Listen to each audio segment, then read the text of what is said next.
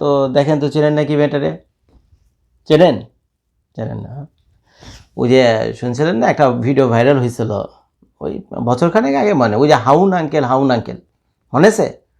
So আমাদের ওই যে ডিবির ডিবির যে কমিশনার ছিলেন না, হাউন আঙ্কেল, হাউন আঙ্কেল। তো সেই হাউন আঙ্কেল এই সেই পিচ্চি মেয়ে যে কিনা হাউন আঙ্কেল, হাউন আঙ্কেল কইয়া ওই সময় ফেসবুক ইউটিউবে বেশ ভাইরাল হয়েছিল। এবং এই ডিবি হারুনকে নিয়ে যারা তামাশা করতে চাইতো, যারা কিনা তাকে নিয়ে মানে বিভিন্ন রকম ঠ্যাস মারতে চাইতো, তো ওই হাউন আঙ্কেল, হাউন আঙ্কেল বুঝছেন, এই ভিডিওটাই বেশিরভাগ সামনে আনতো।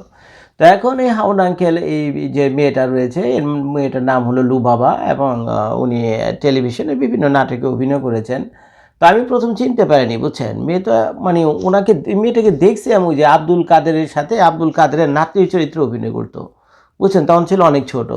কিন্তু এই মেয়ে যে সেই মেয়ে, সে আমি জানতাম না, কারণ আমি টিভিতে আব্দুল কাদেরের নাতনির চরিত্রে যে অভিনয় করতো সে ছিল ছোট্ট ছোট্ট একটা মেয়ে, নামও জানতাম না। এবং টিভি নাটক টাটক দেখে কে কার নাম জিজ্ঞেস করে, দেখার দরকার দেখি। তো এখন দেখি সেই হলো লুবাবা, এবং সে আবার শুধু লুবাবাই না, সে হলো হাউন আঙ্কেলে লুবাবা।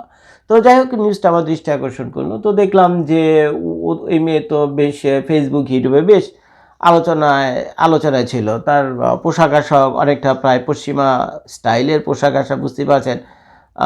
মানে বয়সে আসলে ছোট বোন আমি বলতে পারতেছি না, বুঝছেন, বয়সে আসলে সে আমার নাতনির বয়স, সিরিয়াস।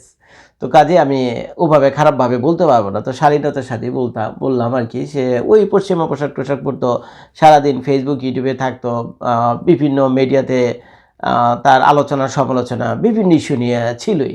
তো এখন হঠাৎ করে দেখেন আল্লাহর কি কুদরত, এই লু বাবার মধ্যে বিরাট একটা পরিবর্তন আসছে। তো শুনলাম লু বাবা তার মাকে বলছে যে সে আর ক্যামেরার সামনে আসবে না। তো সে ক্যামেরার সামনে আসবে না, কেন আসবে না? ক্যামেরার সামনে আসবে না কারণ ধর্ম তাকে নিষেধ করে। আমাদের ইসলাম ধর্ম মেয়েদেরকে নিষেধ করে যে তোমরা ক্যামেরার সামনে আসবে না, পরপুরুষদের, বেগানা পুরুষদেরকে তোমাদের ফেস দেখাবে না। তো সেটা হয়তো জানতে পেরেছে কোনোভাবে। আর সে দেখলাম তো বেশ ভালো, এখন কোরআন শরীফ হাদিস বিভিন্ন জিনিস স্টাডি করতেছে, তো যার ফলে তার ভিতরে একটা বিরাট পরিবর্তন আসছে। এখন তার যে রূপ আমি দেখলাম, এটা হলো তার আগের ছবি, দেখতেই পাচ্ছেন এই যে লুবাবা। আর লেফট সাইডের ছবিটা দেখেন, রাইট সাইডের ছবিটা দেখেন, চেনাই যায় না এই মেয়ে কি সেই মেয়ে। এখন আল্লাহ পাক যাকে হেদায়েত দান করে তো এভাবেই করে, কখন কার ভিতরে কি পরিবর্তন আসছে না সেটা আপনারা জানেন নাকি আমরা জানি? একমাত্র আল্লাহই জানে যে কার ভিতরে কি পরিবর্তন সে দিবে।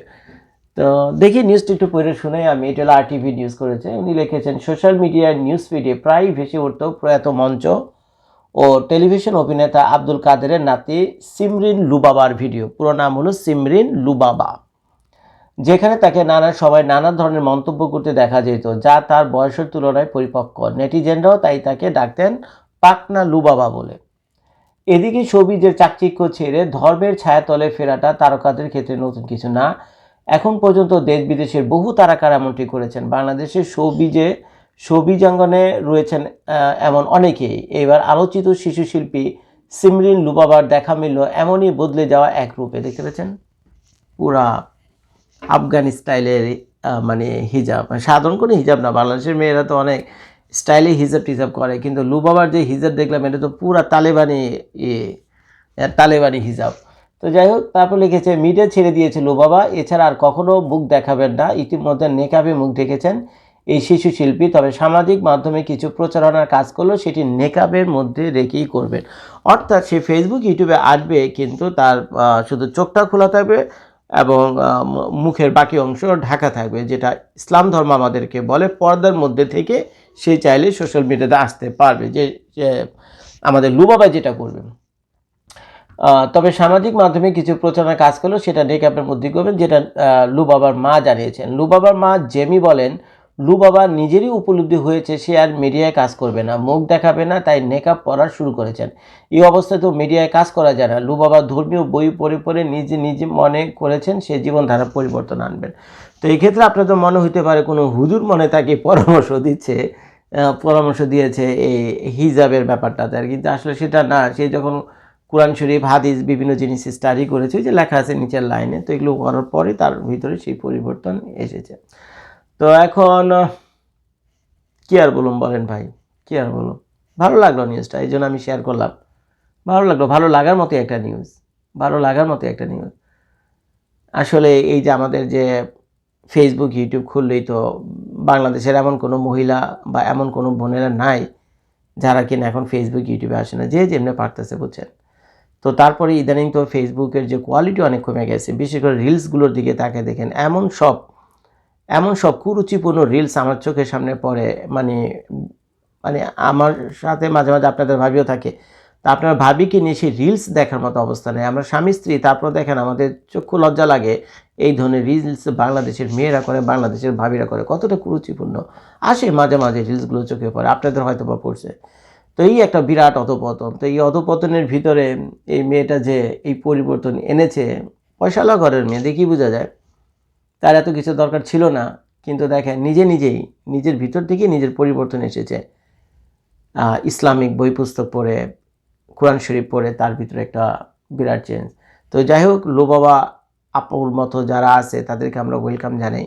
থাকবেন না কেন, সোশ্যাল মিডিয়াতে থাকেন, দোষের কিছু না, কিন্তু যতটা পারেন সোশ্যাল মিডিয়াতে ভালো কিছু করেন, শিক্ষণীয় কিছু করেন, আর যতটুকু পারেন নিজেদেরকে কিছুটা পর্দার মধ্যে রাখার জন্য। একেবারে যে আসবেন না তা আমি না করি না, ঠিক আছে। সোশ্যাল মিডিয়ার প্রয়োজন আছে, নানান প্রয়োজনে হয়তো আপনার আসতে হতে পারে, কিন্তু পর্দার মধ্যে থেকে চাইলে আপনারা আসতে পারেন।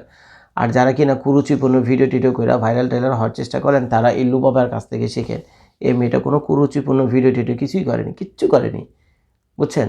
কিন্তু তার কথাবার্তা, চালচলন, আচার ব্যবহার দেখি মানুষ আকৃষ্ট, তো যার ফলে তার ফ্যান ফলো, আমি জানি না তার ফেসবুকে ফ্যান ফলোয়ার কত, তবে মনে অনেকে হবে। তো ফেসবুকে ট্রেন্ডে আসতে হলে, ফেসবুকে ট্রেন্ডে আসতে হলে কুরুচিপূর্ণ ভিডিও টিডিওর দিকে মনোযোগ দেন না। আল্লাহ পাক আপনাদের তো অনেক যন্ত্রপাতি দিয়েছে, সামনে হেডলাইট দিয়েছে, পিছনে বাম্পার দিয়েছে। আমাদের তো আল্লাহ হেডলাইটও দেয়নি, বাম্পারও দেয়নি, কিন্তু তারপরে দেখেন চেহারা সুরত যে খুব একটা ভালো তাও না, কালোমূলা একটা ছেলে আমি, কিন্তু দেখেন তারপর আপনারা আমরা ভালোবাসেন, বুঝছেন। তো কাজে এলো মুখের ভাষা, ব্যক্তিগত আচার আচরণ, পার্সোনালিটি, এগুলো দেখে মানুষকে ভালোবাসে। তো আপনাদের যে বাম্পার আর হেডলাইট আছে, এটা দেখা যতই কুদুম কাদুম করেন না কেন, ঠিক আছে, যতই কি বলে এটাকে, কুদুম কাদুমই তো নাকি।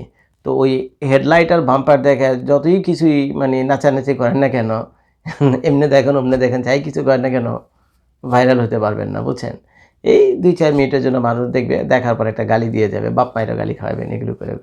তো যাই হোক, যেসব আপুরা এবং ভাবিরা কুরুচিপূর্ণ ভিডিও করেন রিলসে গিয়ে, তো তাদের অনুরোধ করলাম অন্তত বাংলাদেশে বাণিজ্যদের দিকে একটু খেয়াল রাখেন। এটা পৃথিবীর বহু মানুষ থেকে এগুলো দেখে, বুঝছেন, আমাদের দেশ সম্পর্কে একটা খারাপ ধারণা হয়। ভিডিওটি দেখার জন্য সবাইকে ধন্যবাদ। আসসালামু আলাইকুম।